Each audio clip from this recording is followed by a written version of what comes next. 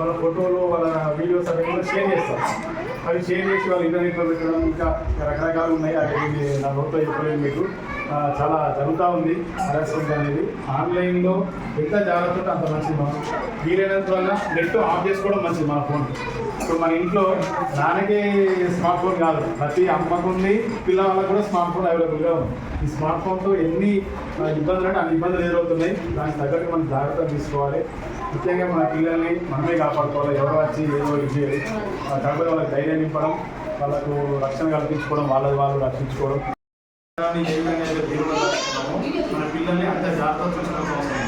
అలాగని చెప్పి వాళ్ళకి ప్రతి చదవడం ఒకటే కాదు, చదివింది రాయగలగాలి. ఆ చదివింది రాసింది చెప్పగలగాలి. నోట్లో స్పష్టంగా చెప్పగలిగితే వాళ్ళకి ఆ నాలెడ్జ్ ఆ నైపుణ్యం అనేది ఉన్నట్టు. కాబట్టి ఇవి మూడు ముఖ్యంగా కమ్యూనికేషన్ స్కిల్స్ అంటారు వీటిని. ఇంగ్లీష్ ఎట్లా చదువుతున్నారు పిల్లలు, అసలు ఇంగ్లీష్ ఏమైనా మాట్లాడుతున్నారా, ఇంట్లో లైసెన్స్ చేస్తున్నారా?